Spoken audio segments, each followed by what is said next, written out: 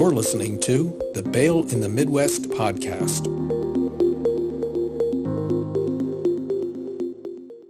Hello and welcome to the Bail in the Midwest podcast, where we explore a variety of topics related to bail, pretrial release, and the criminal justice system in the Midwest. My name is Shane Rolf. I'm the Executive Vice President of the Kansas Bail Agents Association, and I've worked in this field for the past 35 years. Now, there's a saying that politics is downstream of culture, meaning that politics and laws change in response to changes in the overall culture of society.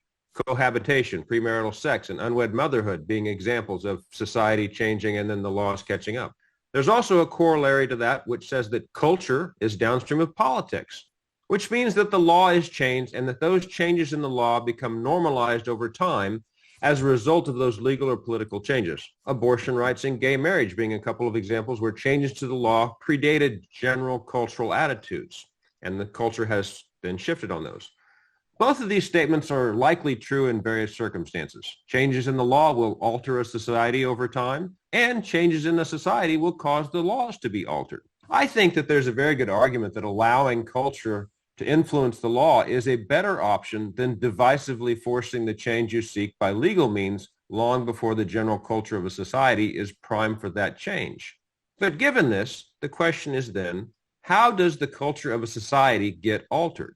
Now, one big way is to alter the messages that are broadcast to society at large. For example, send out the message in books and music and media that all cops are bad, ACAB, long enough, and people start to simply accept this as the so-called common knowledge, whether it is empirically true or not. And then politicians attempt to change the law to address what, quote, everybody knows to be true, unquote. So with that in mind, it's always important to try and get a handle on how your profession is being portrayed in popular culture, because that's how most of society will view your profession, whether that portrayal is accurate or not. So today, we're going to take a look at how bail bondsmen are portrayed in the biggest cultural influencer of them all, the movies. But first, my guest today is Dennis Berndt, a longtime bail bondsman, a member of the Kansas Bail Agents Association Board of Directors, an accountant, and an esteemed member of his local community. And for today's purposes, our resident film critic. Dennis, welcome to the podcast. Thank you, Shane. Glad to be here. I always have the guests give us a little bit of a rundown on how they became involved in bail. So to use movie vernacular, give us a little bit of your backstory. I was brought into it by my father-in-law. He had been a long-time bail agent here in the local area of Saline County and the surrounding areas, and led a very fun and enjoyable life. And when I got married to his daughter, he needed some help. So my accounting skills got set aside, and I became a bail agent without even knowing what I was doing, to be honest with you. Jumped right in, head first, and 22 years later, here we are. So our company's been in existence for about 48 years now, almost 50. And I took over when he had gotten sick, and then became the president of the Kansas Bail Agents Association, and then slowly moved over to the treasurer's position as I am now. It's been a long career that was not something that I had planned to do when I was seeking to graduate from college as an accounting major looking to go on to law school. Yeah, I think I can certainly empathize with that. We all sit here and go, how do we end up, doing all this for our life's work? So today we're going to look at movies with a heavy focus on bail. We will start with Midnight Run, which is basically a buddy comedy told via the classic chase plot, or if you get into literary things, the hero's journey plot. Robert De Niro is Jack Walsh, a bounty hunter tasked with capturing Jonathan Mardukas, who they call the Duke, who's played by Charles Grodin. Walsh catches the Duke fairly early on in New York, and the rest of the movie is Walsh trying to get Mardukas from New York to L.A. in a short time, despite a host of obstacles, while in theory resolving issues with his past and growing as a person. That's your classic hero's journey sort of thing. But for our discussion today, though, we're going to focus more on one of the supporting characters, Eddie Moscone, who is portrayed by Joe Pantoliano. I'm probably butchering the name, which is why he's better known as Joey Pants. For those of us old enough to remember Tom Cruise's Risky Business, Joey Pants also played Guido the Killer Pimp in that movie.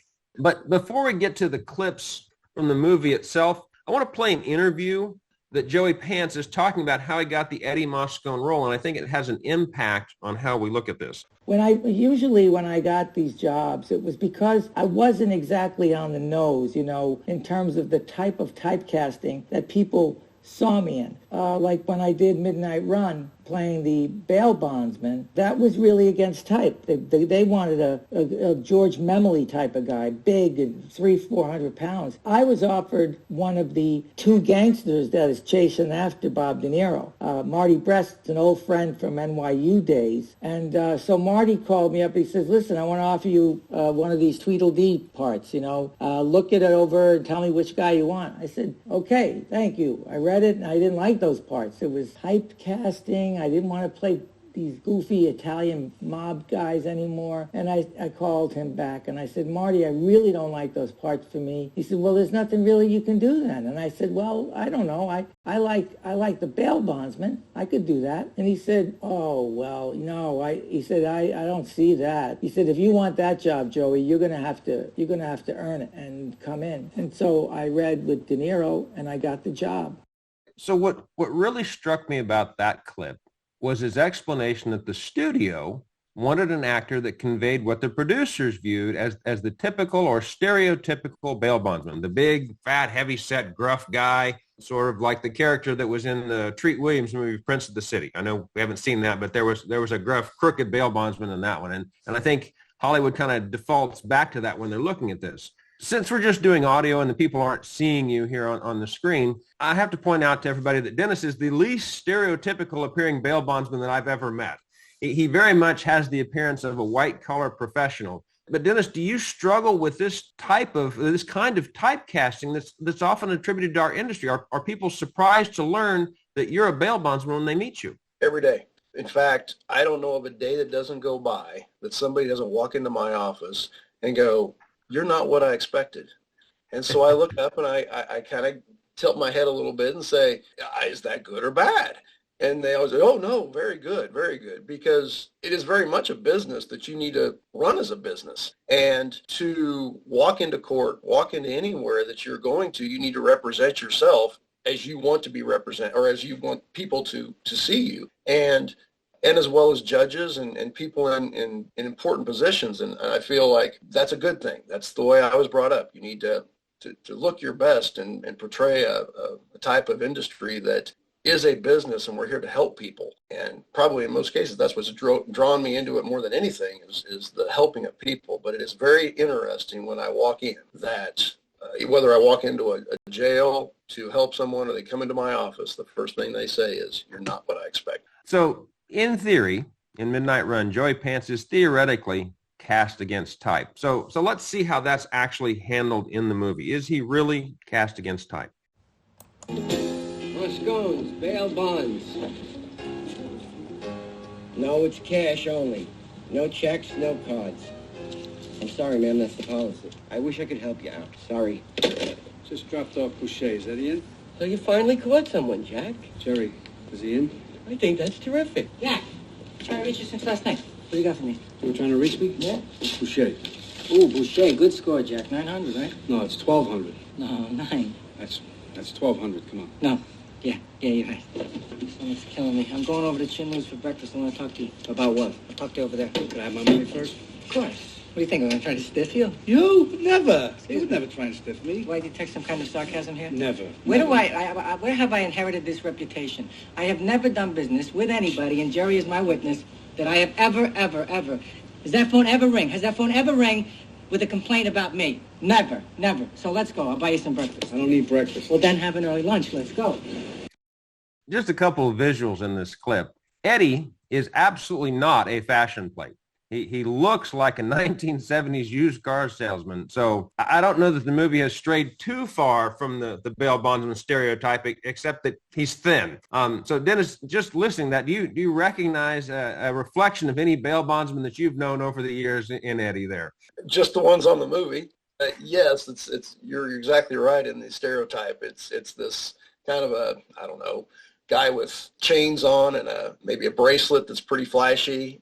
I'm trying to remember. I'm actually trying to picture him in my mind too, as it's been a while since I've seen that particular movie. But procedures that he's doing, he's almost in reverse of what individuals that walk into our office are trying to work out a deal with us to help them, where now he's in reverse trying to get a good deal out of the bounty hunter that he has hired to collect on a bounty, that on a absconder, and he's trying to get obviously a less out-of-pocket cost on his side. That sounds a little foul played, so to speak, but he's still running a business and he has to do his job to save his business as much as he can. But he's a little quick, fast talking, I guess. And the used car salesman that you used earlier on is almost exactly what I hear. The used car salesman is trying to make his deal while you're trying to make yours. Well, and this was one of the things that kind of struck me about this clip that's kind of weird is that, it's often been said that flawed characters are the most interesting, and whether or not they can overcome that flaw is central to their character arc in any story. So, as you just talked about, in the next clip we're going to hear, Eddie's going to try and get Jack to go pick up a critical bond jumper.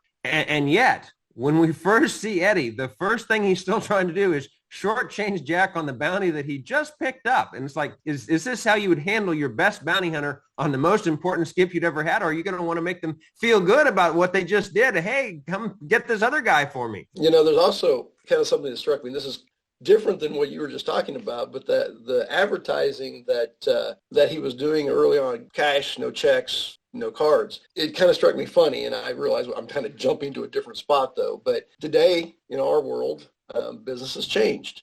Cards are kind of the norm now. Other forms of taking the premium for the bond that you're writing has changed somewhat. But I find it humorous that at that time that this movie was made, cash was the only item that was discussed. And I don't know, for me personally, I found it humorous because over the days and times that have changed, yes, the monetary value of cash is still there because we are dealing with individuals that have something that have happened to them. So we want to make sure that those funds are accurate and correct. And sometimes checks don't clear, but the credit card processing and things of that nature has changed our industry, so to speak. So anyway, didn't mean to jump on a different side of it, but it was just funny how that caught my ear early in the little clip. Now, in this same clip, I think it's important to note he's also drinking Maalox straight from the bottle. He's complaining that his stomach's killing him. He's obviously under a lot of stress, probably related to this bond. But how accurate would you say this is in the bail bond business? Maybe not just chugging Maalox, but just the stress management. It can be a stressful business. How do you deal with all that? It's very stressful. Every day that you kind of see what the mail is going to bring in, or now with email, what the court sends you, and each day you look at one of a forfeiture. We'll call it what I call it, the bond forfeiture, that somebody has failed to appear. And yeah, there's days when I don't want to look at my mail or I don't want to look at my emails just because it started out pretty good. I don't want to ruin it yet. And or days when my family is planning on taking a vacation, and all of a sudden I do get a motion that has a rather large forfeiture on it, that we're getting short on time and vacations are not part of my future right now. So it's very stressful. And that's kind of why my hairline, I think, is receding quite like it is, because the stress does get to you. But you still got to start each day with a smile. Oh, that's a good approach to it. All right, so let's start the next clip, the continuation of this, because this next clip is basically the setup for the rest of the movie. And this is Eddie talking to Jack about, I need you to go pick this person up. You ever hear of a guy named Jonathan Mondukas? Duke, yeah, I know who he is. What do you know? He's that accountant that embezzled a couple of million from some Vegas wise guy and he gave it to charity. That's very good. Only thing is that it wasn't a couple of million. It was $15 million. It wasn't some Vegas wise guy. It was Jimmy Serrano. I know. I can read the pages. I don't want to bring up the past, but isn't Serrano the guy that ran you out of Chicago when he was running things back then? He didn't run me out. Yeah, right. You give up being a cop to do this shit. What's the point? The point, Jack, I bailed out the accountant. See, I didn't know who he was at the time. Had I known, there was no way I would have put up the bond. It's only a matter of time before Serrano banishes this guy from the planet, and I'm out $450,000. You're out $450,000 on this guy? No. No, because I got you, and you're the best, and you're going to find him and bring him back. Yeah, right. How do you even know this guy is still alive? Because this guy is crazy. He sends postcards to Serrano. He's telling him what a great time he's having with his money. How much time you got left? Friday midnight, I default. I ate the $450. This Friday? That's 5 days. Forget it. You go find him. Give Jack, me my money. All right, look, listen, I'll give you $50 grand. 50 grand? I got to chase you down for 1,200. Forget about it. No, Jack, please. Jack, nothing. Forget about it. What else you got? God, I ain't got nothing. This is it. If you don't find this guy, I'm out of business. Eddie, I'll do it for 100,000. 100,000? Are you out of your mind? This is an easy gig. It's a midnight run, for Christ's sake. Maybe I haven't noticed, but I'm tired of getting shot at. I'm tired of this miserable fucking business, every lowlife that I run into. If you're gonna pay me, you gotta pay me what's right. You want me for this job? Give me what's right. First of all, the guy is an accountant. He's not going to shoot you. All you have to do is find him. You put him in a bag, hit him with a rubber hose, bring him home. Oh, man, it's easy for you to say. Listen to me. It's 100,000, no more, no less, and I want a contract. Contract? That's right. I want it in writing. $100,000, and I'll have the Duke here for you by Friday night. Now, can I have my 1,200, please? You're worse than any crook I ever put a bond up for. From a storytelling perspective, the movie is using Eddie to give us a Jack Walsh's initial backstory. Walsh is a former cop who was run out of Chicago by a mafia chieftain. So we know that there's more to this Walsh character for us to discover going down the road. But from the bail bond perspective, there are a number of issues to unpack here. It's a fairly short clip, but there's a lot of stuff going on here. First thing I see is like evaluation of risk. Eddie says he would have never done the bond if he had known who Mardukas was, because the mob would vanish the Duke. And as a side note, if we can't produce a body or death certificate, we're likely to have to pay the bond. So if they put this guy in concrete overshoes and throw him over in the river, then we're stuck. So when you're deciding whether or not to post a bond, I assume that the mafia vanishing the guy is not a typical risk factor that we have to consider, but there are other ways to vanish. So what are some of the other factors you take into account in these high profile types of cases? How far he is away.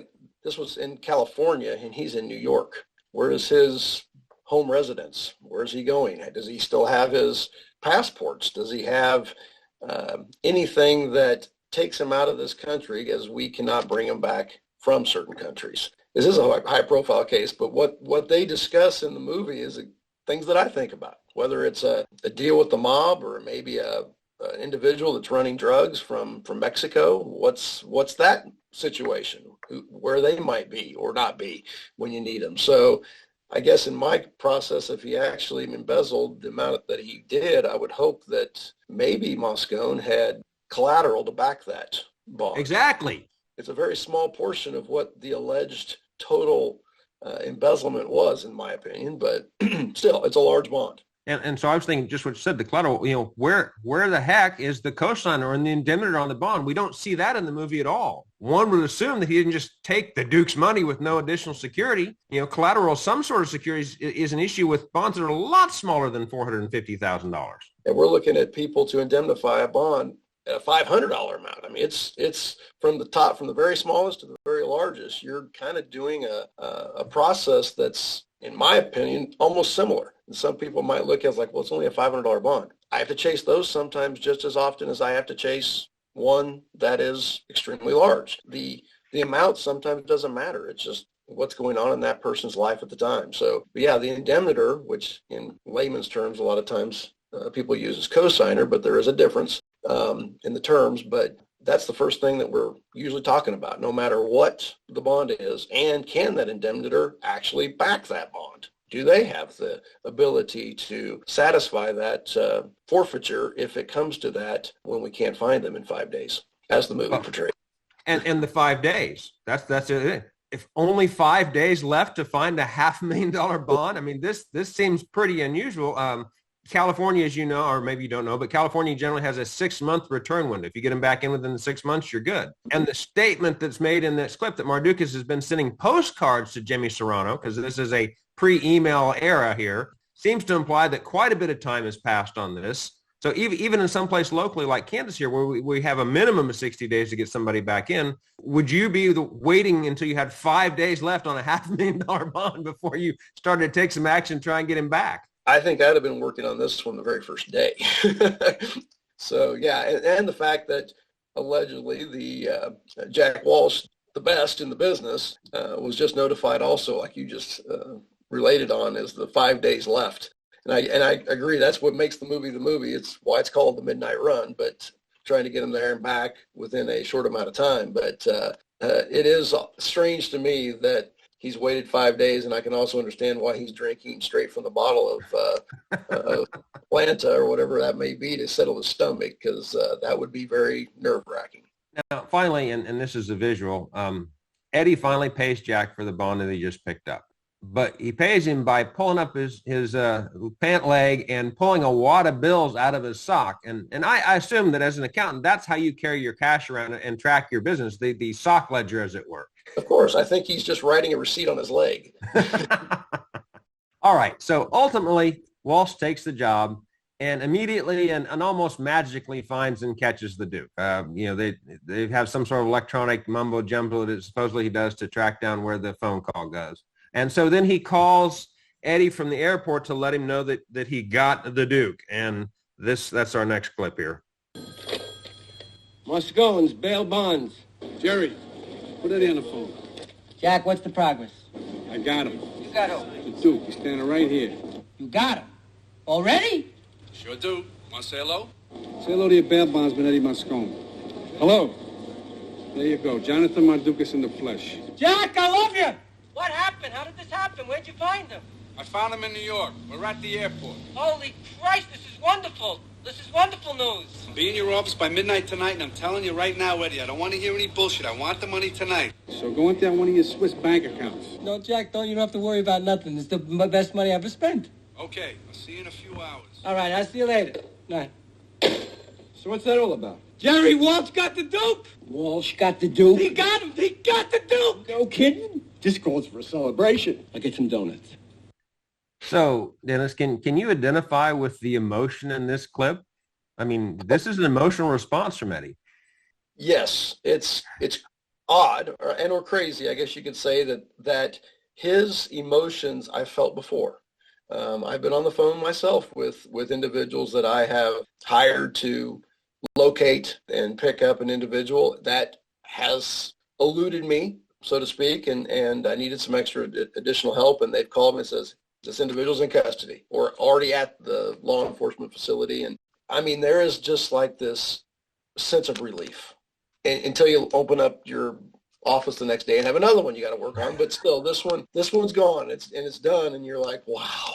But I've turned to my wife many times, and she looks at me and says, "Everything good?" And I go, "Oh yes," and explain to her the situation. But yeah, that was probably the most realistic piece of this entire movie of a bondsman after and or during a forfeiture that has been eluding them for some time. I remember the situation. We had somebody that jumped on us on a $100,000 bond. And of course, that's life altering. And, so then we did finally catch him. And it's just this, this fist pumping moment that, got the guy back. All right. I don't lose $100,000. But I think this is the genius of casting Joey Pants to play Eddie in this role. Had the producers gone with the big gruff version that they were initially aiming for, I don't think that character, that character type would have been able to give us that same emotional response that Joey was able to do. I agree with you totally. I think the big gruff guy would have been, why aren't you out looking for him instead of Jack Walsh, who was actually kind of a small guy. And Eddie kind of plays, or the actor plays Eddie very well as, I'm not that aggressor. I'm not the aggressor that's going to go out and look. I need someone else to assist me on that. And I think that for this particular situation in this particular movie, it worked very well.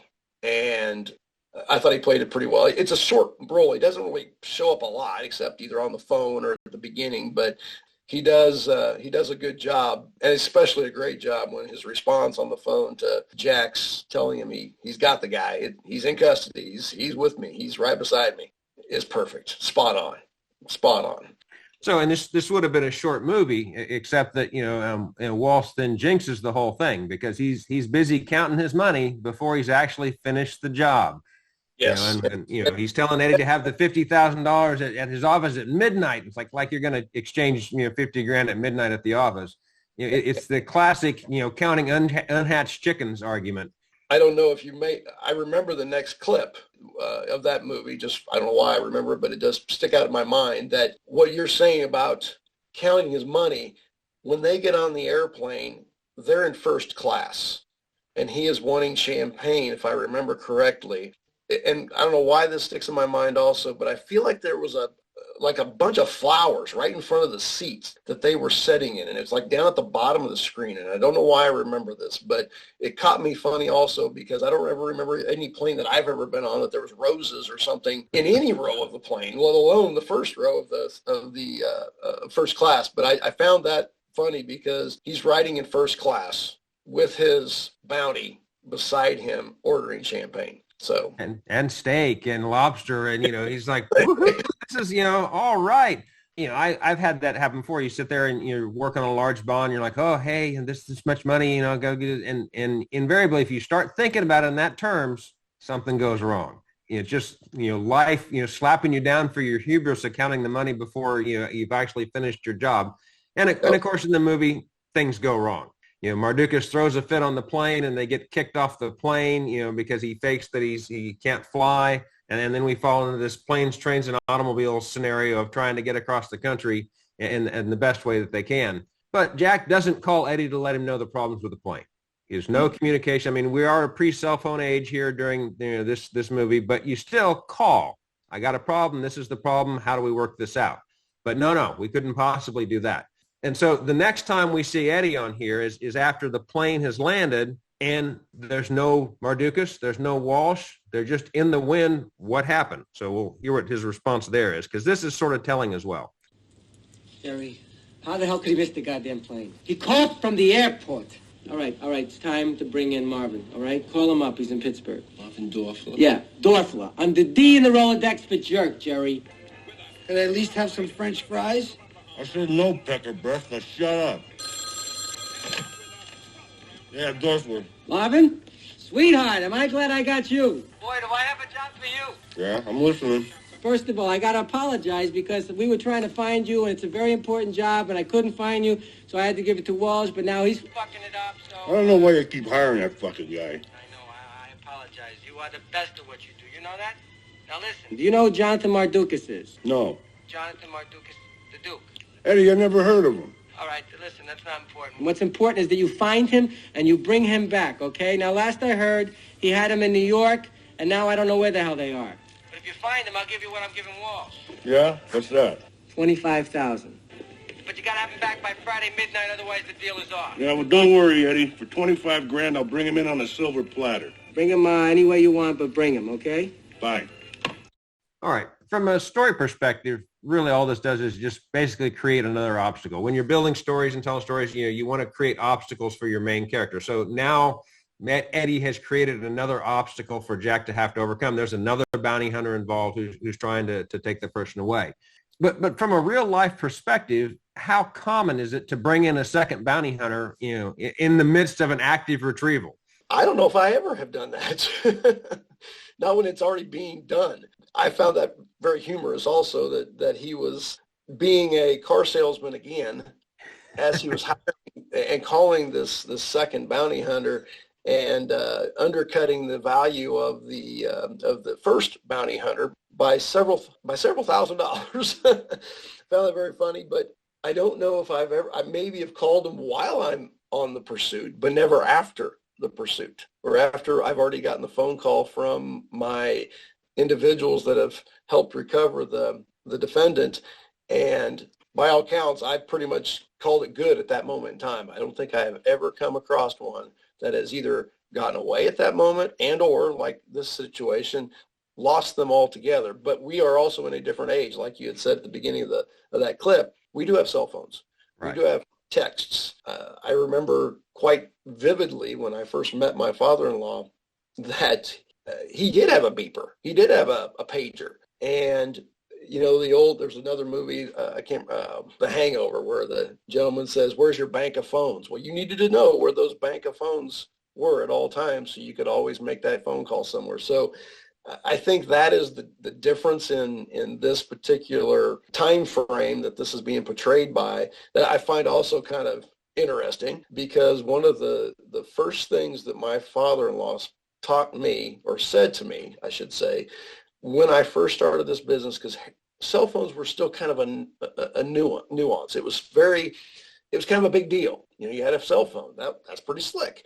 And they weren't near as usable, I guess, for multiple tasks as they are now. You had a phone. That was Right, it. it was just a phone. And our term was no phone, no loan. And what that meant was if you didn't have a home phone, you were not to be, that was the first thing you asked when you were interviewing that individual for a bond, because that said stability. Stability was big in the bonding industry because if you had a home and you had a home phone, you had to set that up. And so you had a history that followed that phone. So that was the first thing that my father-in-law always said to me, no phone, no loan.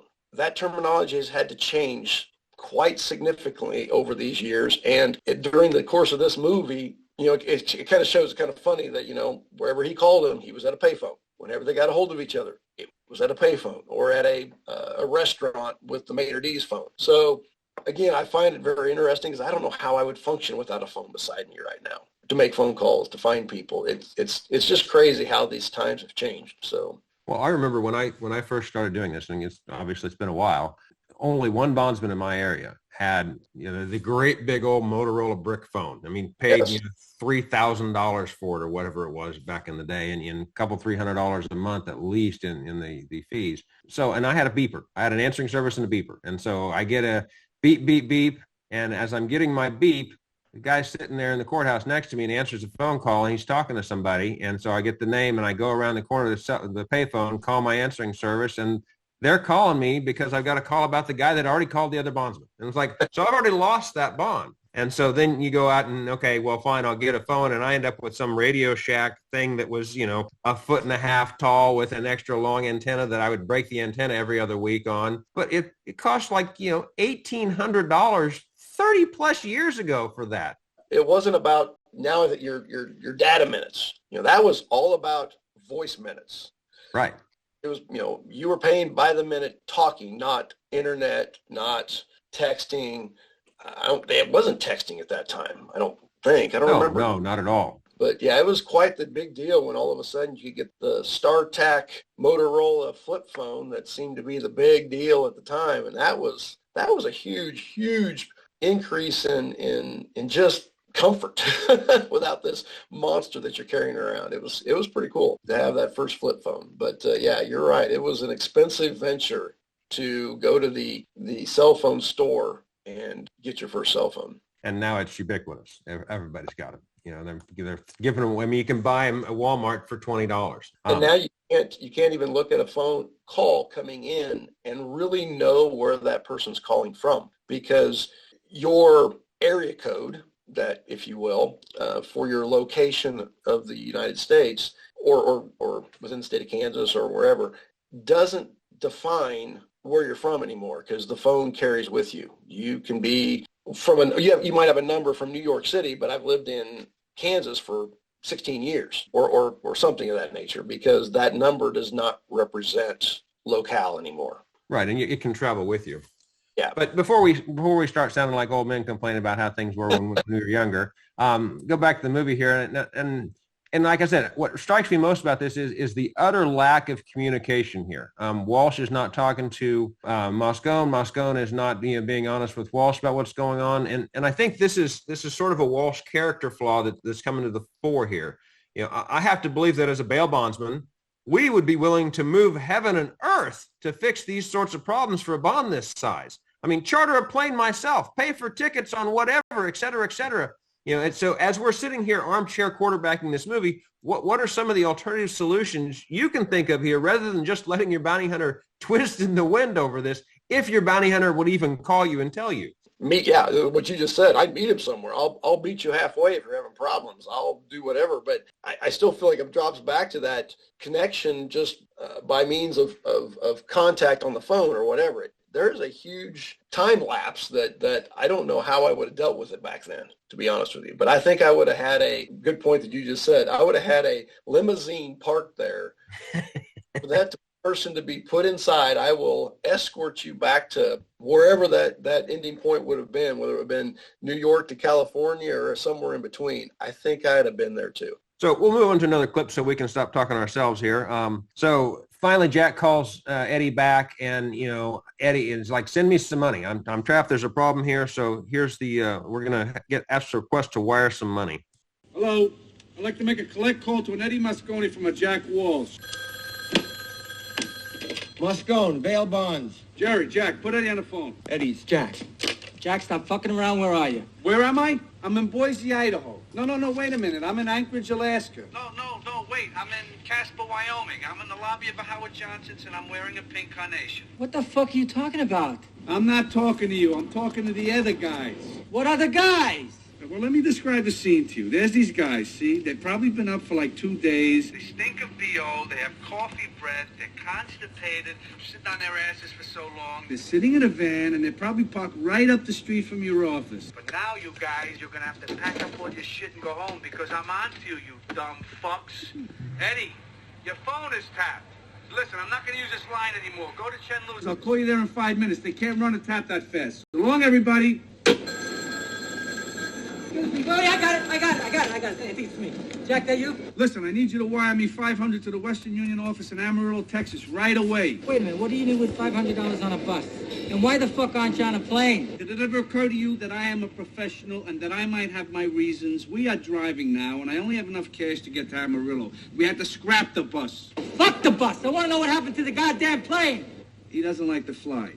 He doesn't like to fly! What the fuck does that mean? Listen to me, Jack. You gotta be back here in less than 2.5 fucking days. $500,000 of my money! What the fuck is going on there? Eddie, I swear to God, don't start with me now or I will shoot him and I will dump him in a fucking swamp! I am in no fucking mood for this. Just send me the money and I'll have him back by the deadline. You hear me? Yes. Terry, wire $500 to Jack Welch in Amarillo, Texas right away. Amarillo, Texas. Now listen also. Get Dorfler down there. Find him and get him down there, too. You got it, Eddie. So obviously he's losing it over the fact that, we're now, devolving as far as how we're getting across the country.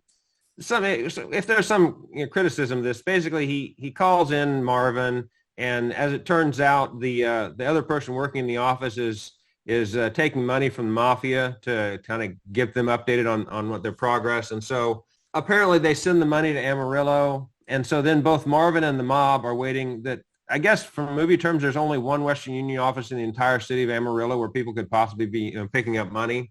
So that sort of ridiculousness aside, they all show up and things fall apart even worse. And so the movie falls into slower and slower modes of transportation. And I half expected them to end up on a donkey in the middle of the desert trying to bring me into California.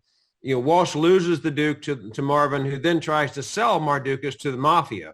And so ultimately by using his wits and quote unquote feeling like a cop again, Walsh turns the tables on Serrano, gets him arrested, and for some reason, the FBI allows Walsh to take the Duke back to L.A. for the bounty. And so when he arrives at the airport, he calls Eddie. And he's back at the airport. He's given Eddie a call, and he knows that Eddie has sent Marvin on him. He knows that, he feels like Eddie's betrayed him. We'll listen to that last conversation. It's the last part of Eddie Moscone being in the movie here. Yeah, Moscone Bail Bonds. Hello, Eddie. Yeah? Where's Jerry? Never mind, Jerry. Where the hell are you, Jack? Feds picked him up 20 minutes ago. Yeah, what for? What's the difference, man? I never trusted that guy anyway. Well, where the hell are you? Where am I? I'm at the airport. And guess who I'm with? I'm with the Duke. You got him! Oh, you got him, Jack! I love you! Yeah, you want to say hello? Yeah, put him on. Yeah, say hello. Hello. Hello, you son of a bitch! We got you, you son of a bitch! Yeah. Now say goodbye, you lying little piece of shit, because I'm letting them go. Jack? So again, we're back to the original, you got him! That whole emotional high from him, and then, just pulls the rug out from underneath him. This is supposed to be the completion of the character arc for Jack. Redemption for the wrongs that occurred to him early in Chicago. He can now get out of this quote unquote miserable bail bond bounty business. And that's the movie there. But I have a hard time really seeing Jack as the good guy here. I mean, he does completely screw Eddie Moscone. I mean, who has presumably been his source of livelihood for the last 9 years since he got run out of Chicago. I mean, granted, Eddie's been sleazy and he hasn't been straight up with him, but is the penalty for that really commensurate with the crime, to leave him hanging and put him out of business for that? You're exactly right.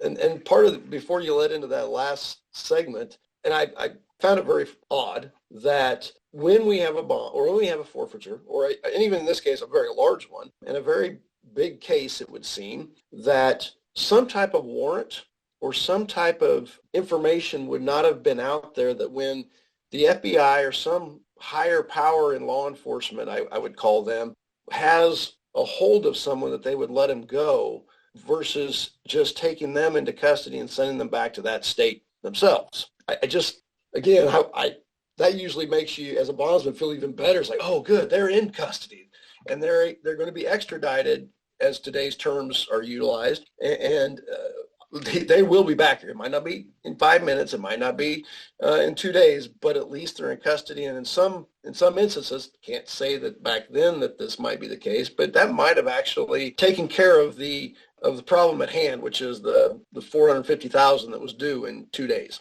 So I didn't mean to jump into a different area, but I found that really strange, because usually law enforcement, and I would think that FBI has some legal powers that most people don't, that they would have held on to him instead of, here's your guy.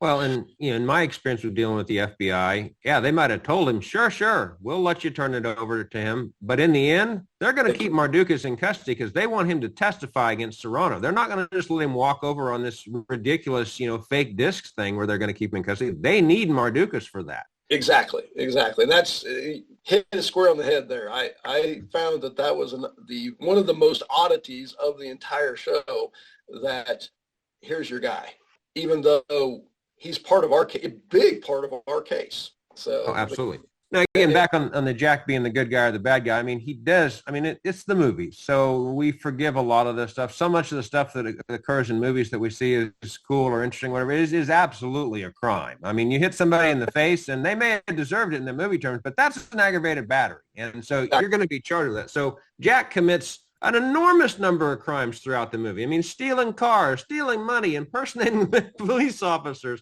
And I've seen using his picks to break into the house. I think that was shown 2 or 3 times that he was using this little thing, gadget, kind of slick little gadget thing that he could spin and open up a door with. And I think they always reverted back to the fact that he had been a police officer and it was okay. It's not even okay for a police officer. That he was the good cop back then, but got booted out by the bad cops. And here at the end of the show, and honestly, kind of during the entire proceedings, there was, like you said, there was a lot of situations that probably weren't portrayed correctly, or that he should have portrayed correctly as the good guy. It's a fun movie, but from an accuracy angle, as far as the bounty hunting, it's all schlock. None of this was going to occur. There's all kinds of gunfire. You're in the news. The FBI it's like there's just no way that any of this stuff's going to occur. When you're not just going to go, here's your guy. I'll go fight it out with Eddie, whether, he's going to give me my full amount of money or whatever. But no, I'm going to take this guy and then I'm going to commit a whole host of additional crimes to try and get him back, because somehow it's all going to be forgiven if I commit all these crimes, but I turn this guy in. As a bonding agent and or bonding company, we do have to go out on our bounty hunts, I guess you could call them, on our own. And during that process, my first statement is, make sure you're legal by the law. We can't go kick in doors like he's picking a lock to go in a house. I don't know if there's even a way to tap a phone like he tapped the phone to listen, if that's legal, I should say. So everything that an individual in this industry has to do, we still have to follow the law. And it doesn't portray that quite that way in the movies, as you stated earlier. The movies are a little vented a different direction to make them fun. But yeah, our whole process has to be by the law. There's no kicking in doors just for fun. Right. We are bound by that. I've seen lots of bounty hunters charged with, with every single one, not every single one of these movies, but certainly the impersonating police officer aspect. I've seen bounty hunters charged for just calling themselves, fugitive apprehension agent or something along those lines that gives the implication that you're in law enforcement. So you have to be really careful about that, because they will charge you for that. Or even just showing a badge that says fugitive recovery agent, but it looks like a police officer badge. It's as simple as that. This kind of rolls back to our original premise from a culture perspective.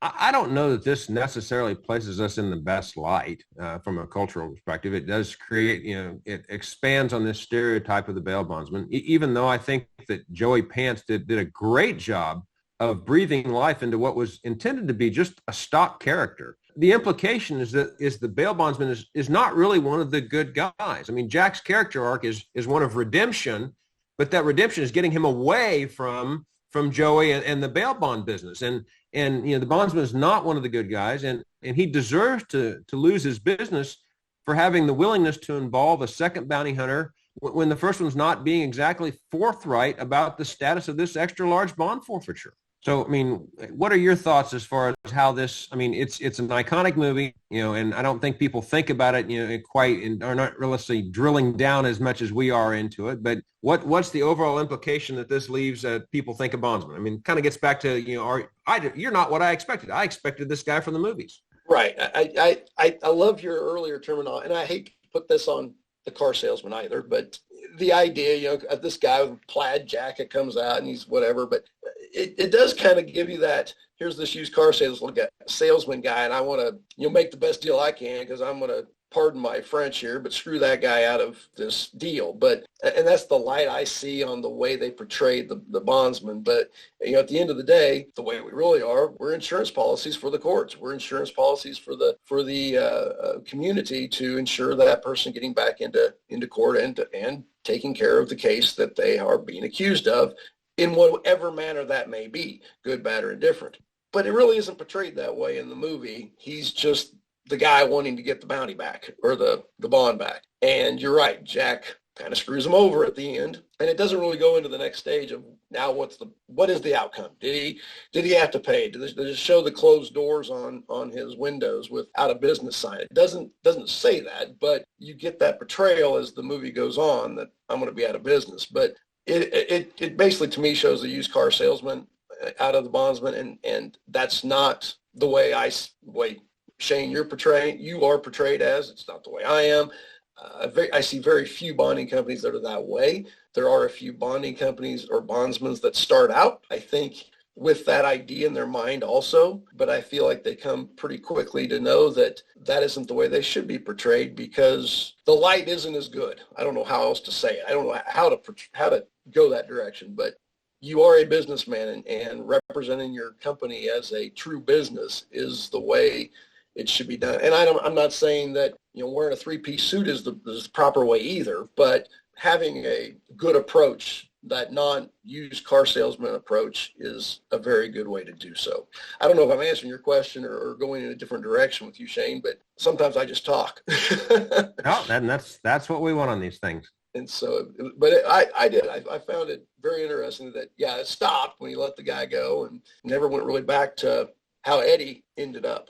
Right. Or does Eddie file? I mean, you can, get into all the real world details of it. I mean, Mardukas gives Jack $300,000 as not a payoff, but as a gift, a thank you for this. And presumably Eddie's then going to go, or not Eddie, but Jack is going to go open the coffee shop that he was talking about all the time. I would assume that Eddie's going to sue him. You had the guy, you let him go. We had a contract for you to do this, dude, and you screwed me. And so, again, that's all real world stuff, and it's not nearly as dramatic or as fun as a movie like this. But you have to imagine there are consequences. Oh, yes. And what's really funny is that $300,000 was on his belt or on his person the entire time this movie was going on. When Jack's trying to get $500 wired to him, there was and I realized they were big bills because it was $1,000 bill, if I remember correctly, that he was trying to get a cab to take. But there was still a large amount of funds on this guy's person that I can't believe he didn't pat him down or do something at the very beginning when he took him in. I realized he was at his house when he took him into custody, but it just seemed that he had $300,000 on him, even at his house, that he carried in his belt. That amount of money, what would be assumed to me as a private area that he felt safe at, I would think. So that was very funny to me at the end of the show. Well, and that was the sort of the pat down that you wonder about. It's like, for your own protection, I mean, the guy says he wants to get away from you. I mean, you make sure he doesn't have, just a little needle or something in his pocket he can stab you with to try and get away. I mean, granted, he's an accountant. He's not going to shoot you, but, that doesn't mean he's not another human being that you're taking back to jail. My ballpoint pen seems very sharp. Okay, so my plan here was to talk about the quintessential bail bond movie, which is Jackie Brown and the Max Cherry character, but we've run out of time for today, so I'm hoping that you'd be willing to come back and talk about and use your film critic skills to apply to Jackie Brown and talk to us about how accurate Max Cherry is, because I think Max Cherry is a character that bondsmen really, really like. And so I'd like to, if you're willing to, hopefully you'll come back and we can talk again another day and talk about, Max Cherry and Jackie Brown and how that applies to things these days. It was really enjoyable, and I would love to come back and give my how many popcorn boxes that Jackie Brown's movie is worth. So it'd be a lot of fun. Thank you, Dennis, for taking the time to talk to us today. I really appreciate you taking time out of your day to talk about, bail bonds and popular culture, and hopefully we can do it again real soon. I agree. Thank you very much for inviting me, and I was really enjoyed being here. Thank you for joining us today on the Bail in the Midwest podcast.